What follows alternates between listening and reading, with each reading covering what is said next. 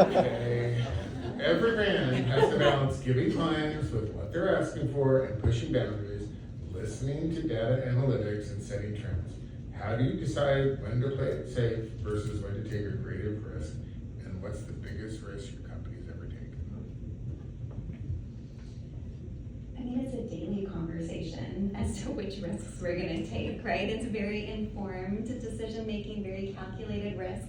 Literally, we have, like I told you guys, we're data obsessed, which means we have our design team looking at trend data, but then we have a merchant team scouring the landscape and saying, like, here's some holes that we might wanna address in the assortment, and creating line plans. And then we have our buying and planning team who's looking at the typical run rates and the previous behavior to project what potentially is our amount that we should be investing. And so we're constantly saying, is this an editorial piece, or is this one that's gonna be evergreen that we really need to back up our buys and really invest heavily in? So we're constantly having those conversations, and that curiosity to push the envelope and the openness to have those dialogues, it comes from the top down. Like, one of the best pep talks that I've been given at Four Hands is from Matt Briggs, our CEO, who told me that if we're not failing sometimes, then we're not trying hard enough.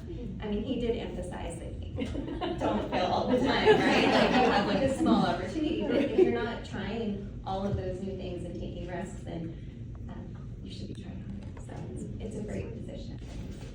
Okay, so each of your companies occupies a distinct space in the market. What role does your brand play in shaping the upholstery conversation, and what do you believe makes your contribution essential to the design community? Mark. Burton James is a 40-year-old heritage brand located in Southern California. We were developed predominantly to sell to the trade showrooms, to designers like yourselves. We were built on comfort, quality, and design. All of these other companies offer the same thing, but our relationships with our vendors and the people that we sell to, our clients, the end user, that was something that was really important in the development of our company. It was really more, to me, about relationships, and I've been there for 25 years. It's a 40-year-old brand. They were doing things before I got there. But one of the things that I would do is travel around with the original owner of the company and really develop the relationships, which was so important to us. When you call our company, you get someone on the phone. It doesn't go directly to voicemail. There's a lot of companies on the East Coast that, it takes you a long time to get to someone or to speak to someone. I think that there's an important place in the industry for that, and also for the customization.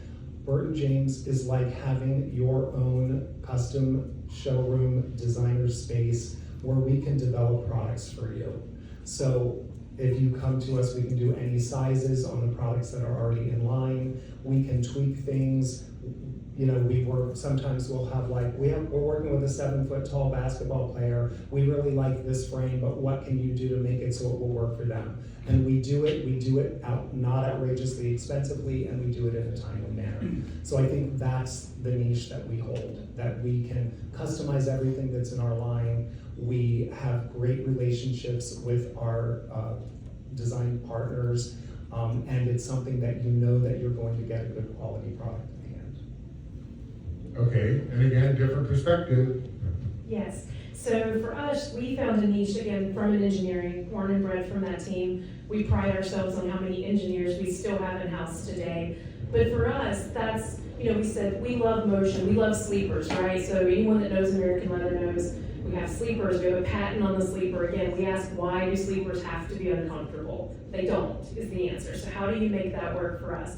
But what we learned in that process is we found ourselves in this really beautiful spot in the industry where we were partnering where people live, right? We were in the spare bedroom, we were in the man cave, we were in the family room, and we found ourselves where life happens, right? Like with a newborn baby and Mimi comes to town for the first time, we had her on a beautiful sleeper that was comfortable and she could stay and be a part of that child's life.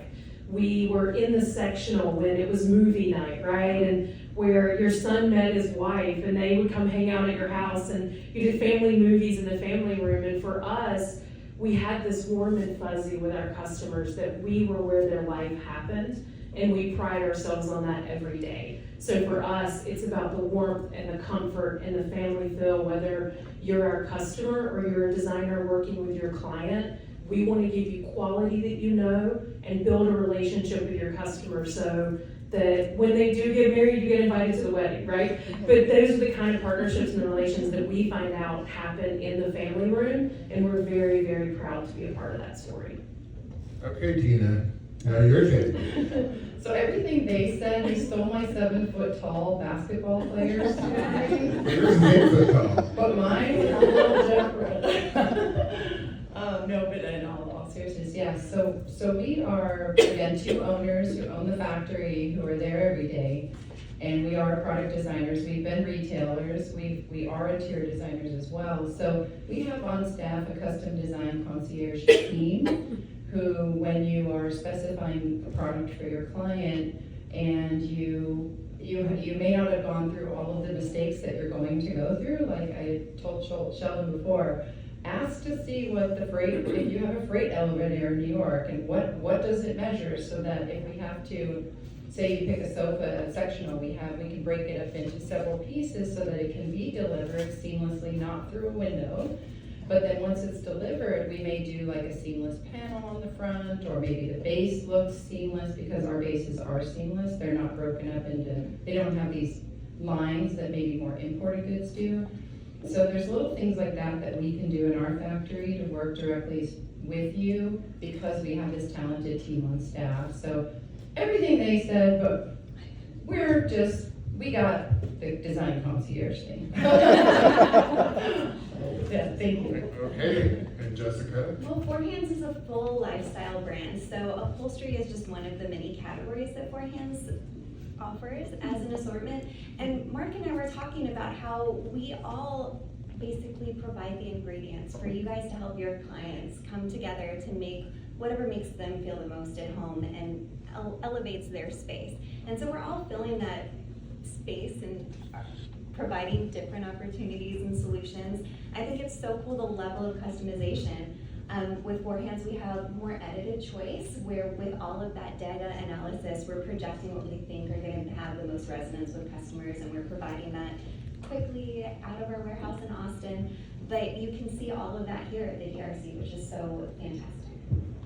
Okay, cool. So, always an interesting thing, why upholstery matters to designers. And for interior designers, upholstery isn't just another product category, it's central to how a space functions and feels. From both your perspective and your company's, why should designers care deeply about how upholstery is made, and how does understanding it elevate their work and their client's experience? And the butt test. I said before, this is a panel that has the educated ass. You have to know what you're sitting on, and it's very important to understand what you're sitting on and what is it that your customer is going to be happy with long term. Do I want to put a bag of feathers in a sofa? No, I don't really, because that's just going to become a sloppy mess. So educating the designer is also something that I like to do. It's very important to me. I'm sorry I jumped in, but and I have a gym. We're We're used to I think that's correct.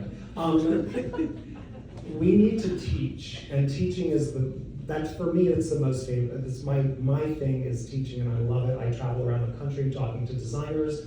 I do a lot of programs with designers that come to learn about what's going on. And it's important for upholstery. Obviously, you want something that's beautiful, durable, long-lasting, etc. But you also want something that your client is going to love, that they're going to be happy that they purchased it. They're going to come back to you for more when they get other homes, or when their kids grow up and go out, and all of the things. So the teaching part is most important for me, and I really think that as designers, it's your responsibility to be understanding of what goes on to build furniture. So upholstery, obviously, it's the key piece. It's the first thing that you're probably looking at, unless you're trying to match the carpet to the drapes and the this and the that. I mean, if you're working in that space of I need to really respond to what my customer is saying, then you need to know what it is